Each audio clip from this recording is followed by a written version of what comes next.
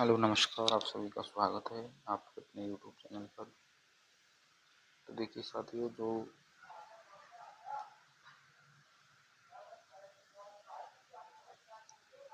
पशुपालन जो टॉपिक है, तो उसके अनुसार यहाँ पर उसी में एक सब टॉपिक दिया गया है, जंतुओं में जनन।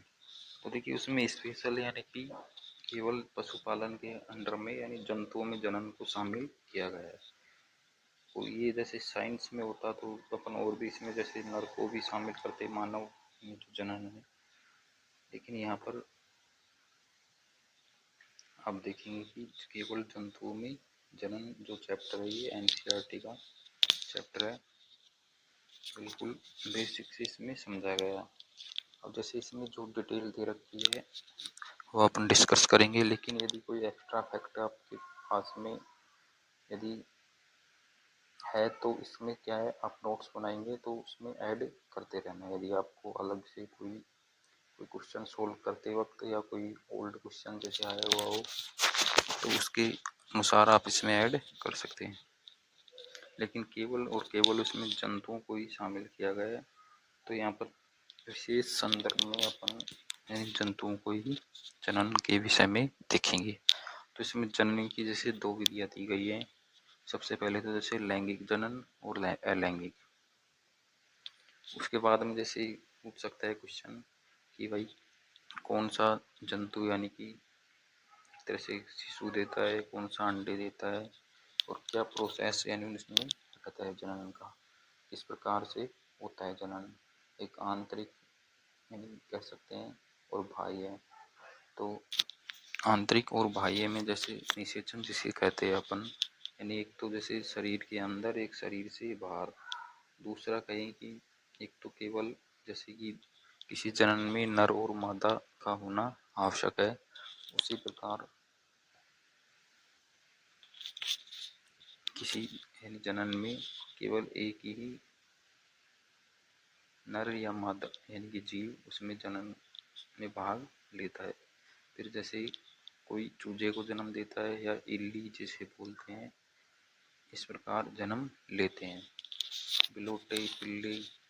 तो ये देखिए अलग अलग इनकी जीवन यानी जन्म की प्रक्रिया होती है। तो इसके जैसे मैंने शॉर्ट नोट्स भी इसमें कर दिए हैं वैसे तो, और उनमें शायद कुछ ऐड होगा तो आपको आगे इसे टेलीग्राम पर और यूट्यूब चैनल पर देखने को मिल जाएंगे। लेकिन इसमें बस यही दिया गया है, नर और मादा। और जैसे अलैंगिक जनन में पुरुष के मानव शुक्राणु, मादा के अंडाणु यानी कि निषेचन के द्वारा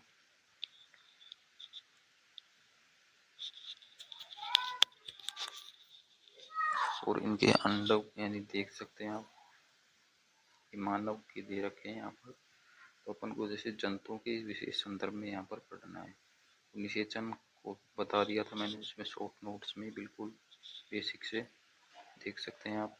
और यहाँ पर कुछ जैसे एक्स्ट्रा फैक्ट जो है वो भी वहाँ पर ऐड कर दिए गए हैं। फिर जैसे परखनली शिशु जो होता है, तो परखनली शिशु में जो निषेचन जो होता है वो बाह्य होता है यानी परखनली में होता है, लेकिन जो कह सकते हैं संतति का जो विकास होता है वो मादा के गर्भाशय में ही होता है। यानी किसी की अंडवाहिनी यदि अवरुद्ध है तो उसके लिए ये काम में लिया जाता है। दूसरा यहाँ पर देख सकते हैं आप मेंढक के अंडे के बनने की जो प्रक्रिया है आपके सामने यहाँ पर दिखाई गई है। आप एक बार इसमें रीड कर सकते हैं आसानी से, आपको टेलीग्राम लिंक यहाँ पर मिल जाएगा और शायद आपको बेसिक इसमें समझने में आपको आसानी होगी। और अमीबा, हाइड्रा और भ्रूण का विकास ये आपको याद करना है। इसमें जैसे मेंढक मछली जो होते हैं उनमें क्या होता है, बाह्य निषेचन होता है। यानी मेंढक जो जलीय जीव होते हैं तो उनमें जैसे वो लार्वा छोड़ते हैं और फिर उसमें नर शुक्राणु के संपर्क में आने के बाद में वो नर शुक्राणु के संपर्क में आने के बाद वो जैसे उनमें निषेचन होता है। तो यहाँ पर जैसे फिर अंडे देने वाले को क्या कहते हैं, अंड प्रजा, और बच्चे देने वाले को यहाँ पर दे रखा जरायुज। शिशु को जन्म देते हैं उसे जरायुज कहते हैं। तो ये तो अपन क्या है, सामान्य जो जीवन है उसमें भी देखते हैं अपन, जो अपने चारों ओर परिवेश में।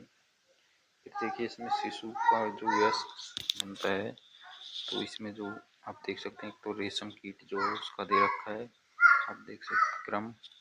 दूसरा, मेंढक का जो लार्वा है उसका विकास किस प्रकार से होता है। फिर उसके बाद में अलैंगिक जनन की जैसे बात की है अपन ने, तो अलैंगिक जनन में क्या होता है, जैसे हाइड्रा में यहाँ पर बताया गया है मुकुल के द्वारा, अमीबा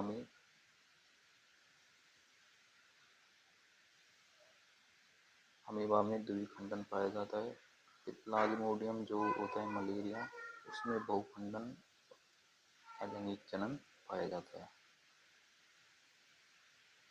तो ये चैप्टर का यहाँ पर, तो आपको उसकी PDF टेलीग्राम पर मिल जाएगी और आप इसको इस प्रकार भी रीड कर सकते हैं।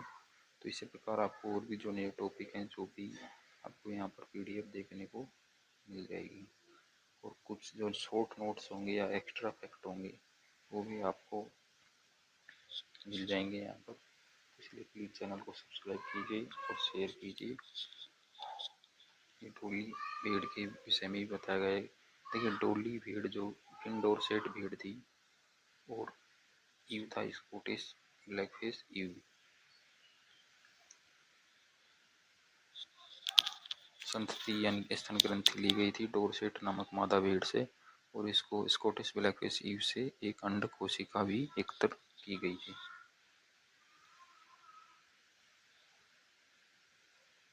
जानकारी अच्छी लगी तो धन्यवाद साथियों, जय हिंद।